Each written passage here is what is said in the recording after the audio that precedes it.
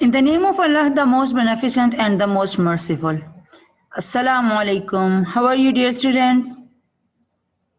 I welcome you in Pakistan International School, Taif. And this is virtual learning system for 2020 and biology class for second year students. Dear students, we are on chapter number 21, that is development and aging. In chapter number 21, we have seen embryonic development,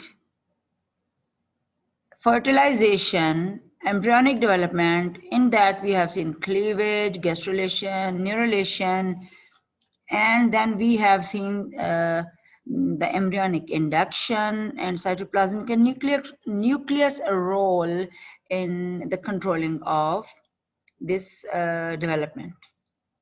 Now we will see birth and nursing. Before we have seen embryonic development with its like all the trimesters, then placenta, umbilical cord formation, about the twins. Today, birth and nursing is our major topic. Then we will see disorders during embryonic development, and then we will see postnatal development and aging also. So let's get started. First, we will see birth and nursing. In birth and nursing, the major step is parturition, and parturition is actually the uterine contraction that leads the expulsion of the fetus to extrauterine environment, like out of the body. So towards the end of the pregnancy, the uterus becomes progressively more excitable and develops strong rhythmic contractions that lead to expulsion of fetus. So there are lots of factors involved. In the major factor is the hormone changes. Hormonal changes, which hormones, progesterone and estrogen, is a very, very important factor which controls this development, or control the process of birth. So progesterone inhibits uterine contractility and estrogen stimulates uterine contractility. Like we have seen that in menstrual cycle of female, that progesterone is very much important during pregnancy, because it we can say it prepares the uterine wall endometrium for pregnancy. But now the pregnancy is going to finish, so progesterone, in place of progesterone, estrogen going to increase. Progesterone inhibits the uterine contractility, but just estrogen stimulates uterine contractility for parturition. So from 7th month till the end of the term, progesterone secretion remains constant, then it decreases slightly. Estrogen secretion increases continuously, and then increase estrogen to progesterone ratio. So we say that estrogen to progesterone ratio is higher. So here we will talk about some factors including these two hormones, that estrogen rate becomes higher as compared to progesterone level. So that is called estrogen to progesterone ratio. So progesterone secretion decreases and estrogen secretion increases. So that is called increased ratio of estrogen to progesterone. So what it does, this estrogen stimulates the myometrial cell of the uterus to form abundant oxytocin receptors. And now here is the function of oxytocin hormone, which is released by posterior pituitary but directly from the hypothalamus into posterior pituitary and then into the required target area. So like before coming of oxytocin, estrogen increasing, and it is preparing myometrial cells of uterine, because uh, the uterus is having endometrial and myometrial. So myometrial is a muscular layer which now is going to contract to expel the fetus outside. So as a result, myometrium becomes increasingly irritable, weak, and irregular uterine contraction starts. So these contractions are called Braxton Hicks contraction, or these are called false labor contraction, false labor pains. That is after one pain after 30 minutes, one pain after 20 minutes. But later on, when the oxytocin is going to increase, then these labor pains just change into the true labor pains. That is in 1 to 2 minutes, 1 to 3 minutes, there is one labor pain. It comes like that, comes in a rhythmic condition. So there are some fetal hormones as well, which helps in the birth, and that is very, very important. So two more chemical signals cooperate to convert these false labor pains into the true or real labor pains. So these are like fetus pituitary gland that secretes the quantity of oxytocin. So which is playing a great role in exciting the uterus, and the other one that also secrete ACTH. This ACTH, adenocorticothyroid hormone, that is released from adrenal gland of the fetus to release corticosteroids, and in that cortisol is very important, which affect two regions. First, it influences the placenta and cause a decrease in progesterone, and another, it stimulates fetal membrane to produce prostaglandins. So here two very, very important, or three very, very important hormones are there. Number one is oxytocin from the fetus, and then corticosteroids, in which cortisol is important. Then it decreases the amount of progesterone, and increase the secretion of prostaglandins. So prostaglandins we have studied in grade first year and before in the chapters as well. Is a group of hormones which plays a wide variety of the roles in the body, including this parturition process, temperature rising, and like infection control, that all the process they just perform. So but here that help a great role in that parturition process. So oxytocin and prostaglandins, they are powerful uterine stimulants. So they because they fetus and the maternal body is having connection with placenta, so it moves through placenta and just go to the uterine wall, and myometrium just start to contract. So smooth muscles of myometrium just starts to contract. By oxytocin and prostaglandins increase the power of contraction. So that is a very, very important. We will see in this diagram also. But before that, we will see the role of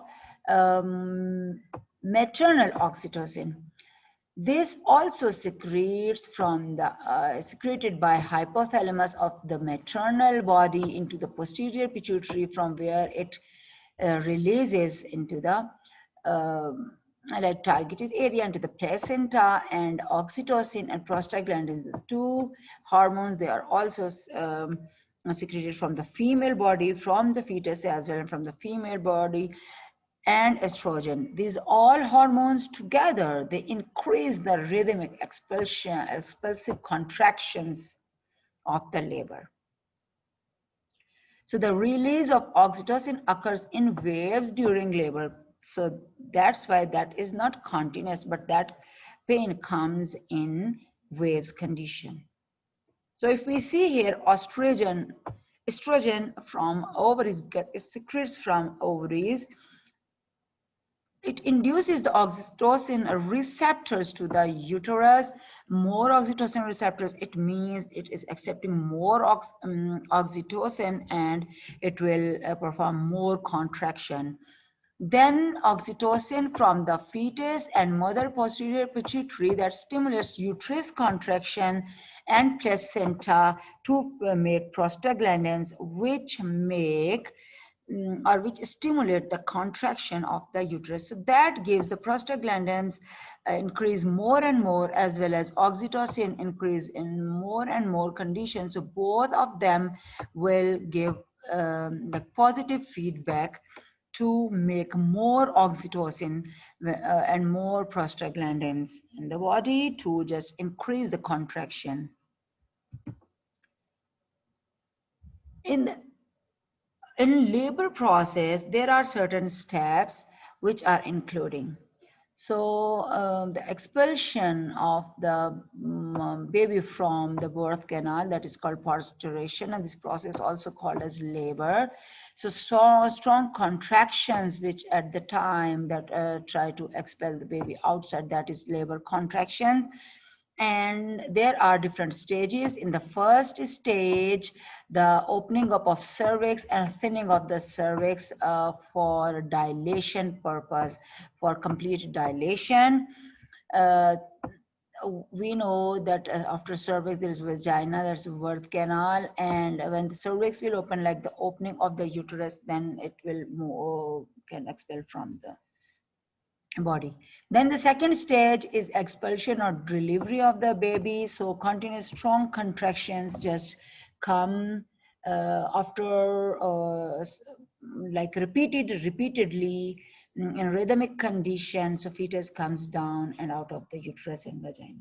The final stage is the delivery of placenta with normally which follows the baby. So after delivering the baby, clamping and cutting of the umbilical cord is very, very important, because that is the connection between placenta or maternal body with the fetus. So with that, umbilical cord comes out also. It has to be detached within 1 to 5 minutes. So that is going to be clamped with some clamp, and then artificially, and then it is cut down. That is, cutting is painless because they don't have, it does not have any type of nerves. So after birth, usually within 10 to 15 minutes, the placenta also going to be separate from the uterine wall and removed out of the body. That is called expulsion. Expulsion, that is called after birth. So now we will see premature birth. Premature birth is also said to be preterm birth.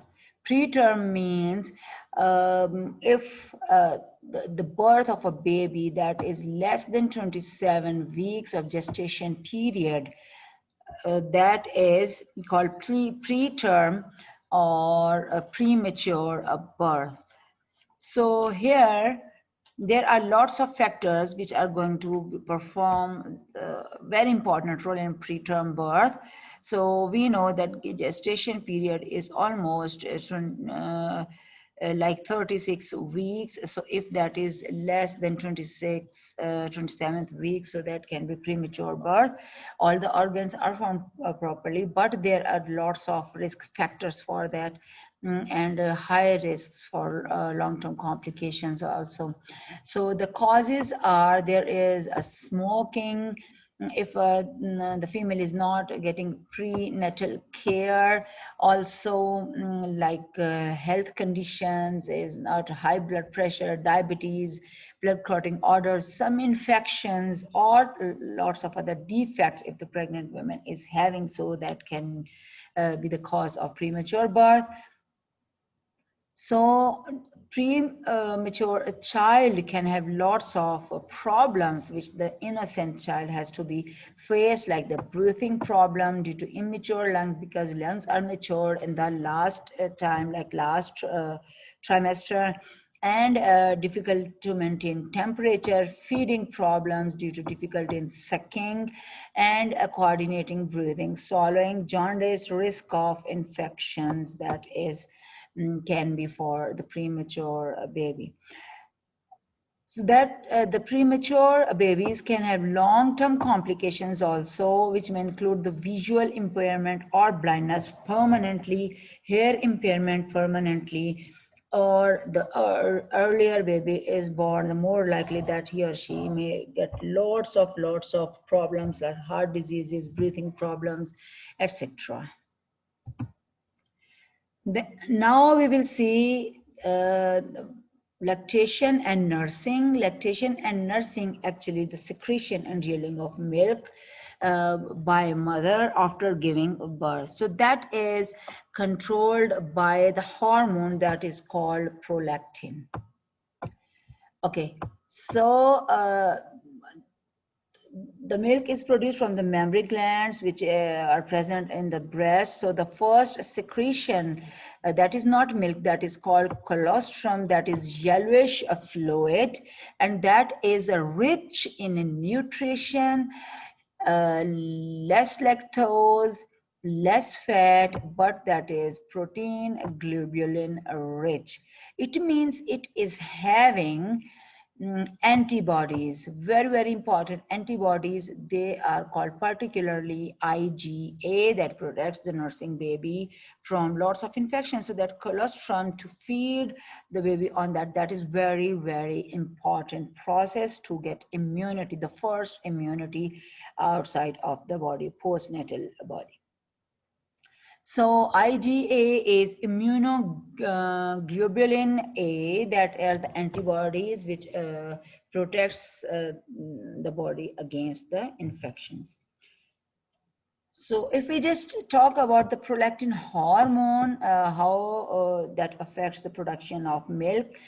So rising level of placenta, the placental estrogen, progesterone, lactogen towards the end of the pregnancy stimulates the hypothalamus to release prolactin's releasing hormone. So prolactin releasing hormone that affects the anterior pituitary, and anterior pituitary in response to release prolactin, and that prolactin prepares the mammary glands for milk production.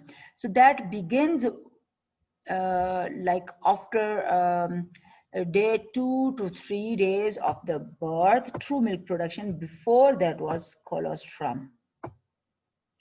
Serotonin and other neurotransmitter that is synthesized by the mammary glands, and it sends feedback to hypothalamus to slow down prolactin release once the mammary glands are full of milk. So every time prolactin is not released for the production of milk, when the mammary glands are empty at the time, then prolactin is released from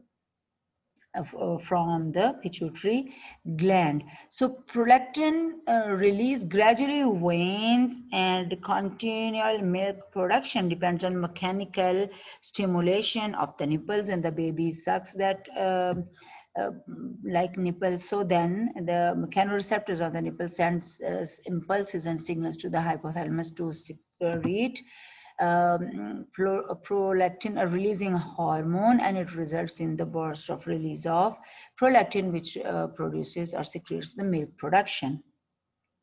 There is very important role of oxytocin also in the secretion of milk.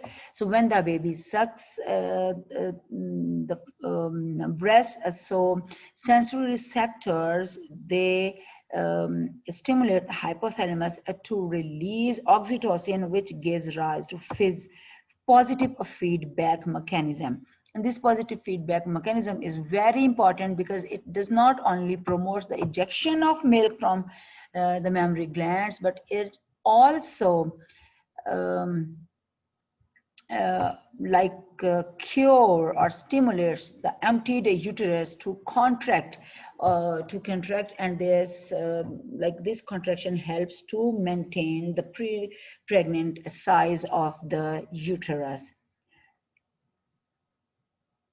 So as long as milk is removed from the breast, prolactin oxytocin continues to be released, and when nursing is discontinued, so that release and production of milk ends up within 1 week, almost within 1 week. There is very important point that there is the difference between breastfeeding and bottle feeding. Now the mothers are giving like bottles for the feed of the babies, but that is not nutritious, as we can see here. That nutrition, so in breastfeeding, that is the best balance of nutrients, but there is no efficiently utilized as breast milk. No we can say comparison with the breast milk. High level of nutrients are present in breast milk, but the contents depend on proper preparation. Breast milk can early digested and absorbed. So babies, there is some babies are allergic with the bottle feeding, and they don't have toleration for that. Advantages is baby gets immunity, and in bottle feeding there is no immunity. Disadvantages: early breastfeeding may be uncomfortable, and medication can interrupt breastfeeding. Certain medication, when the mother is using that one. And disadvantage is the preparation time varies, so we cannot keep that for a longer period of time. And maybe the babies are not tolerant to the formula milk, which are bottle fed to the kids. Now, dear students, we will see some birth effects, or these are birth defects, and these are called disorders during embryonic development, or the branch which deals with these abnormal development and causes, that is called teratology. That is called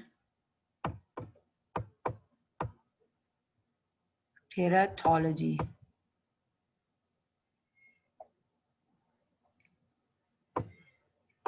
Okay, so that terms used to describe certain type of defects, like they can be structural, behavioral, functional, metabolic disorders present can be at the birth. So these anomalies, or these are called abnormalities, there's 2 to 3% live born infants, in addition to 3% children by age 5 years, they can get, after 5 years they can get these type of abnormalities, because they can be highlighted at that time. So birth defects cause 21% of infant deaths overall world. The causes are unknown for 40% of the persons with birth defects. That there are genetic factors, chromosome abnormalities can be there, environmental factors, that is of the 10%, combination of genetic and environmental, that can be having more influence. And then is twinning, like twins are there, so there can be the problem. There certain kinds of birth defects are there, malformations present at birth time. So like that can be such as congenital heart malformation, spina bifida, open spine is there, cleft palate or club foot, or webbed feet. We can also say these are kind like microcephaly, and in which the small skull is there. So that can be the manufacturing defects at birth time. Inborn errors of metabolism, that is PKU, like phenylketonuria disease. And in phenylketonuria, phenylalanine, that is accumulated in the blood, that is amino acid, that is we get this from diet. and dietary nutrition, so that get accumulated in the blood. So if there is more our body is not tolerant of uh, pk, like we can phenylalanine, phenylalanine, so that can not be tolerated from the body, and it just increased, its level is increased in the blood, and it can cause the brain damage or brain diseases. Tay-Sachs disease, in which there is absence of enzymes. uh, what these enzymes do, the enzymes break the fatty acids,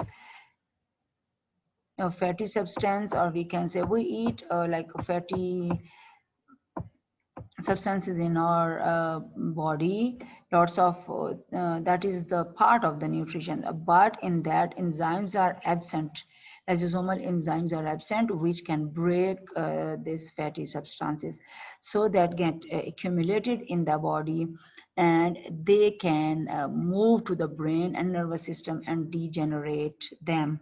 So that is also the neuro disorder. Then there can be blood disorder like sickle cell anemia, that is also inherited, hemophilia and thalassemia. Chromosomal abnormalities are there like Down syndrome, Klinefelter syndrome, and Turner syndrome.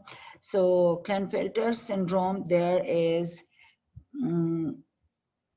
in that there is Y, two X chromosomes and one Y chromosome. So the person is more female than the male because there are two X. That is also the kind of trisomy, addition of one chromosome in Klinefelter syndrome. Turner syndrome, there is X0, like one X is there, not from like the other partner. There is no syndrome in the no chromosome in the gamete. So there is a half, or we can say half of the DNA is there. So that is the deletion of chromosomes is there.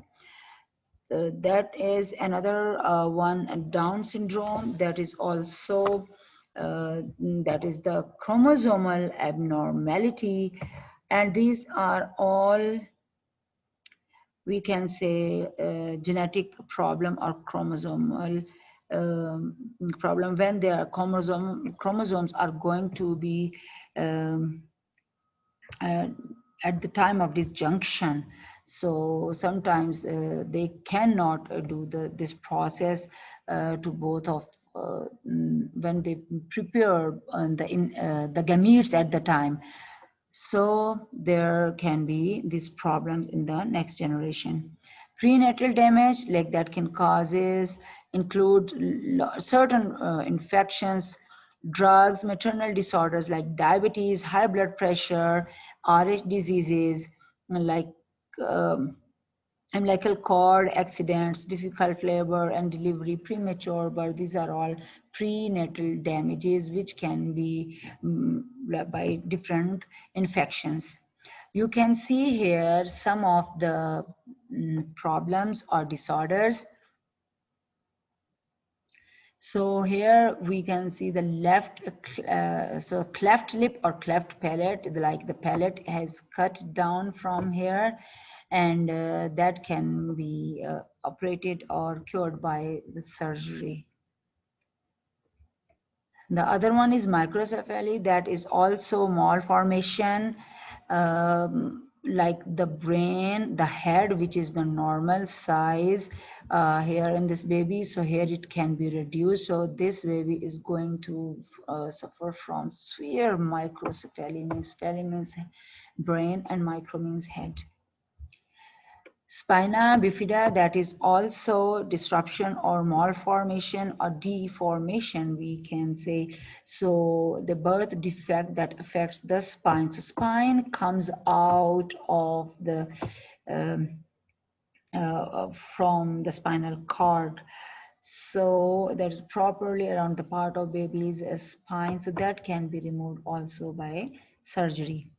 So this is trisomy, that is trisomy means that is the genetic abnormality, and that is trisomy means 3 chromosome at number 21 chromosome.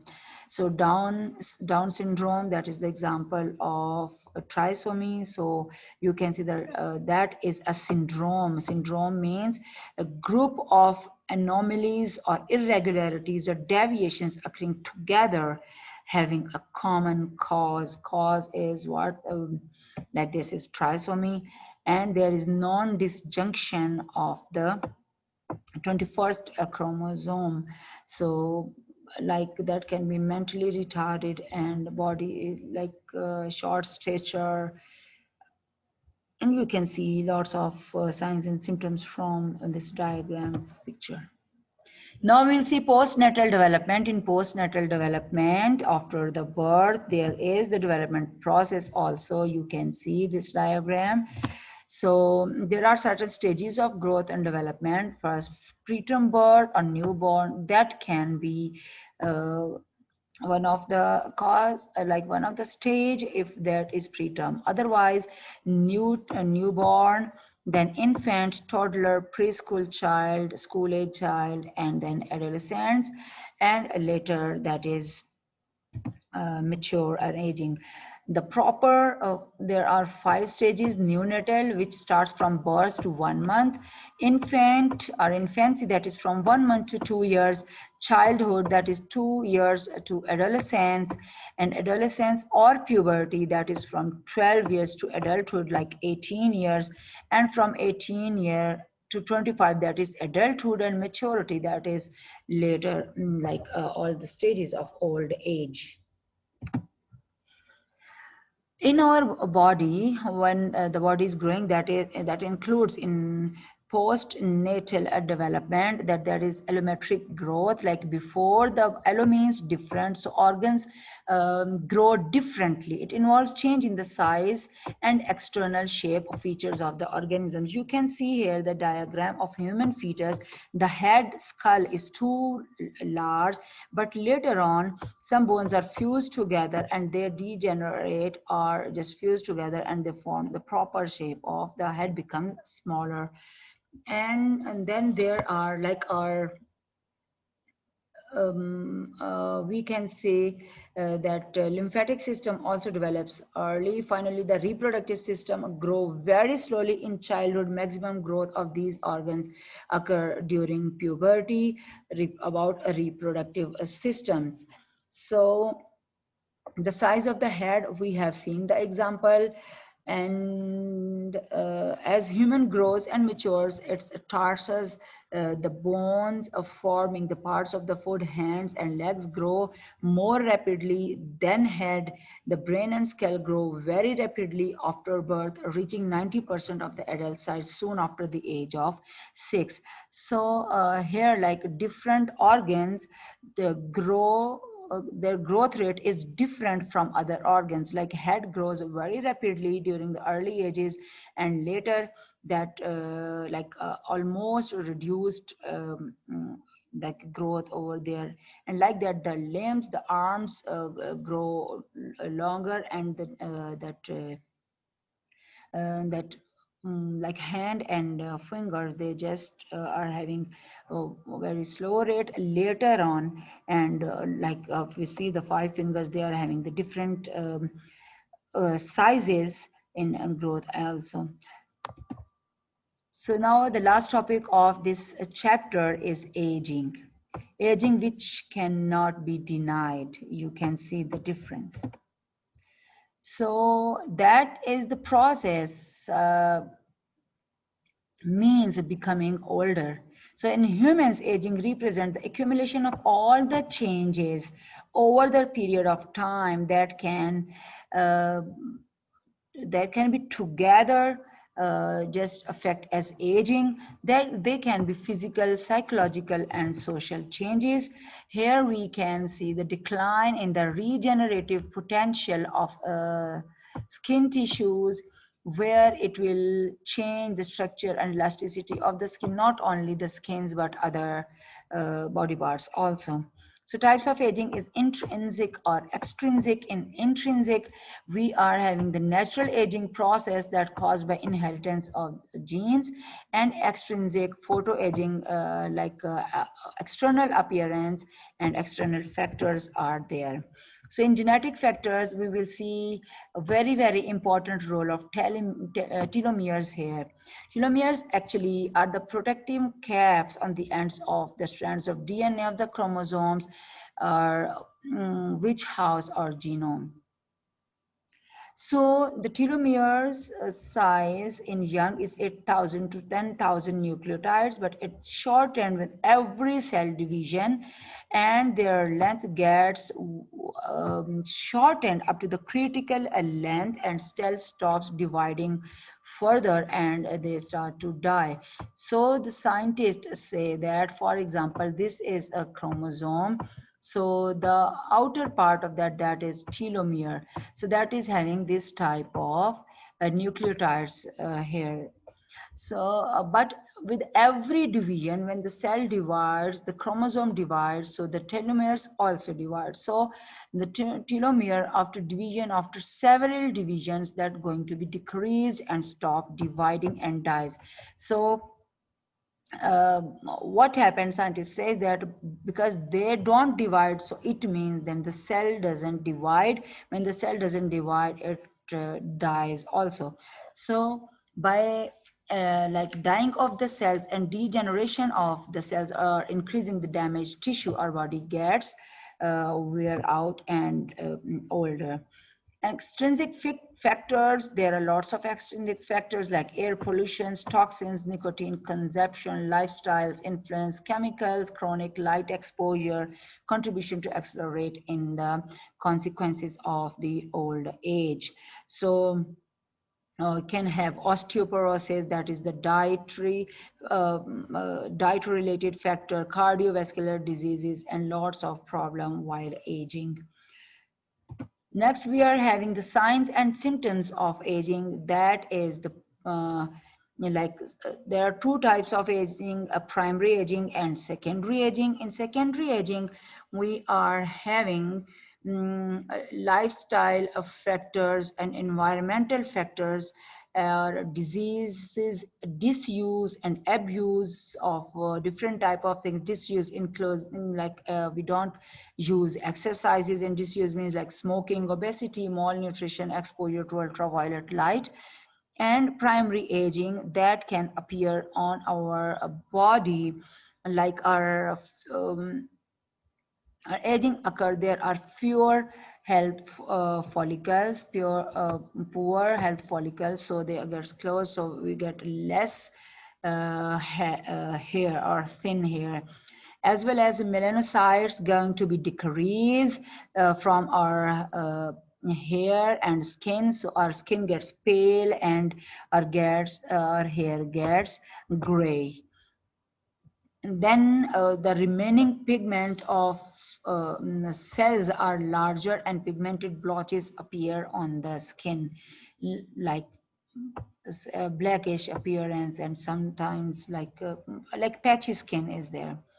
Immune system that is no longer perform the functions causes decreased resistance to infections.